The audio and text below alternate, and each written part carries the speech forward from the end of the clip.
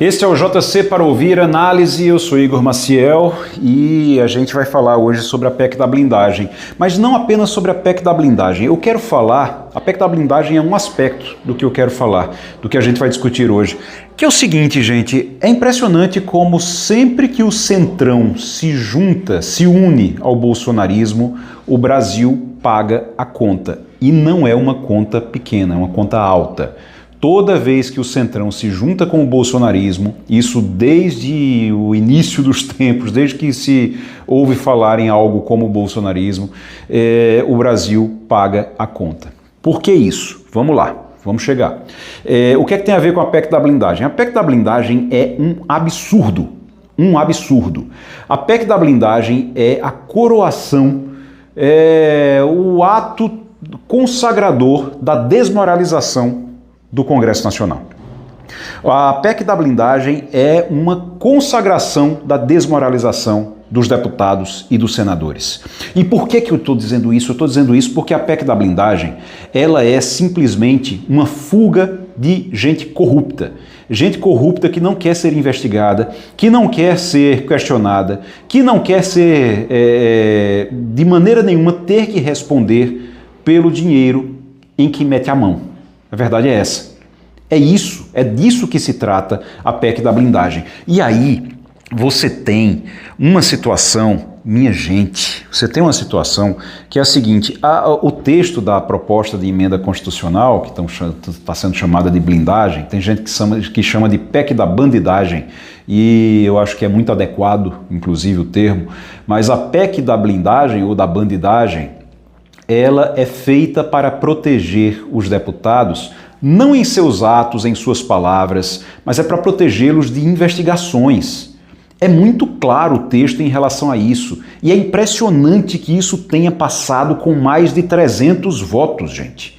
É impressionante que isso tenha passado na Câmara dos Deputados, com votos do Centrão, com votos dos bolsonaristas e com votos da esquerda, inclusive com votos da esquerda, que vive reclamando disso, mas vai lá nas horas que é uma esquerda oportunista, que nas horas que precisa vai lá e ajuda também o Centrão e os bolsonaristas. E sempre foi assim, desde o início. Essa conversinha de polarização, ela fica entre você e o seu coleguinha de conversa de WhatsApp, meu amigo. Lá, eles tratam a polarização como uma oportunidade para poder ganhar mais, para poder ganhar alguma coisa, para poder ter alguma oportunidade a mais. Então essa história de esquerda e direita é para a rede social. Quando é lá na hora de fazer acordo, eles fazem acordo de todo tamanho, contanto que eles possam se beneficiar.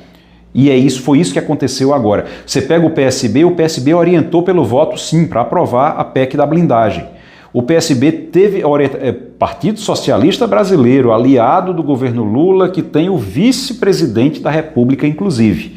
E aí depois vem os deputados que votaram e que são mais à esquerda, quando viram que a repercussão não foi boa, aí correm para dizer, não, eu me enganei, não era para ter votado, vim aqui pedir desculpas e agora eu vou trabalhar contra essa proposta. Ou seja, você teve um tempão, um grande tempo ali que você teve para poder analisar o texto, para poder analisar a proposta, para saber se votava a favor ou contra. Você votou 2 vezes em 2 turnos e depois de votar 2 vezes nos 2 turnos, aprovando a proposta, a repercussão é negativa, aí depois que não tem mais o que fazer, aí você vai para as redes sociais para dizer, olha, eu votei errado, eu nunca mais vou fazer isso e agora eu vou trabalhar contra essa proposta. Então eu fui a favor até hoje, agora que eu não posso mais voltar atrás, aí agora eu vou trabalhar contra essa proposta.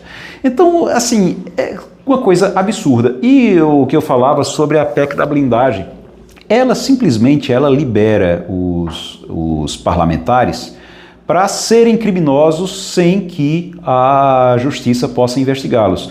Porque a verdade é essa, porque o STF, se quiser investigar um deles, vai ter que pedir autorização a eles. O próprio deputado é quem diz se vai querer ser investigado ou não. É o próprio deputado que diz se quer ser investigado ou não, junto com os colegas. Os colegas se juntam para votar, para dizer, você quer investigar fulano? Tá bom, a gente vai votar aqui para decidir. Não vai investigar fulano. E no texto lá, inclusive, tem dizendo que o STF não pode reclamar Se o Congresso disser que não vai investigar, eles não podem insistir, eles têm que parar ali e imediatamente parar a investigação. Por que é que eles estão preocupados? É com a liberdade de expressão? É com o que eles falam? Não, meu amigo, não é. Meu amigo, minha amiga, liberdade de expressão eles já têm protegidas, eles já conseguem falar, eles não podem cometer crime, mas eles podem falar, sim, muita coisa que eles falam que eles poderiam ser processados por muita coisa que eles falam e que eles não são exatamente por isso. Então a lei já existe para proteger a palavra dos parlamentares.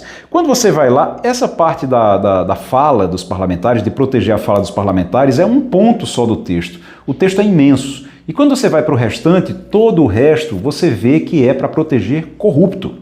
Você tem hoje 95 deputados sendo investigados por desvio de emendas. Eles querem que esses 95 deputados fiquem sob proteção do Congresso e não possam ser tocados, não possam ser atingidos pelo STF, que o STF não possa investigá-los. E que para investigar, a Polícia Federal, no caso, para investigar, tenha que pedir autorização ao Congresso. Olha, vocês deixam eu investigar o coleguinha de vocês que está roubando dinheiro?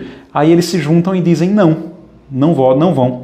Antes de 2001, que isso valia, era mais ou menos assim, agora está pior, né? Mas era mais ou menos assim até 2001. Até 2001, você tinha mais de 200, quase 300 pedidos de investigação e só o Congresso, nesse período, só liberou um deputado para ser investigado. Os outros 280 e tantos ficaram sob proteção do Congresso. É isso que eles querem fazer de novo, para poderem desviar dinheiro de emenda, agora inclusive que eles estão com muito acesso à verba do pagador de impostos, a emendas parlamentares, agora que eles têm muito acesso, eles têm oportunidade de botar a mão nesse dinheiro e eles não querem fiscalização. A verdade é essa. Agora, o que é que eu disse em relação a... Porque quando o Centrão e o bolsonarismo se juntam, o Brasil tem prejuízo. Essa PEC da blindagem, ela estava circulando pelo Congresso fazia um tempão e todo mundo dizia que ela não tinha nenhuma chance. Aí o Centrão se juntou com o bolsonarismo lá dentro, com o PL, e resolveram que entre as pautas eles iam colocar essa pauta também. Entre a pauta de anistia que eles estão tentando, eles iriam colocar essa pauta também. Então, foi por causa do Centrão ter se unido com o bolsonarismo, agora parte do Centrão, né? Porque você tem União Brasil e progressistas. Então, União Brasil e progressistas estão deixando o governo Lula, aproveitaram os ministérios até agora, estão deixando o governo Lula, resolveram que Lula não presta mais, porque prestava até ontem, mas agora Lula não presta mais, e eles estão saindo, se aliam ao bolsonarismo e começam a votar essas pautas. Então é o bolsonarismo se juntando com o Centrão. E toda vez que eles se juntam, o prejuízo é para o brasileiro. Sabe quando foi antes que aconteceu isso? Lá atrás, os bolsonaristas, lá em 2020, os bolsonaristas estavam numa situação muito difícil, porque Jair Bolsonaro estava para sofrer um impeachment no meio da pandemia. Ele vinha sendo muito pressionado, a popularidade muito baixa, e ele estava para sofrer o impeachment. Aí o que é que acontece? O Centrão chega lá e diz, eu te ajudo. O Centrão se uniu aos bolsonaristas. Em troca, o governo aceitou, deixou passar e aceitou a história das emendas parlamentares. A história das emendas PIX, que hoje se chama de emenda PIX, mas na época se chamava de orçamento secreto, de emenda secreta, de orçamento secreto. Foi depois dessa crise, quando eles se juntaram para poder sobreviver, o Centrão se juntou com o bolsonarismo para o bolsonarismo poder sobreviver, lá atrás, no momento de crise, que aumentou muito, com essas que oficialmente são as emendas de relator, né? As emendas do relator. Foi quando se liberaram bilhões para o Centrão, para o Congresso distribuir dinheiro. Agora, sabe o que é que acontece? Por que é que eu falei aqui do PSB e de outros partidos também?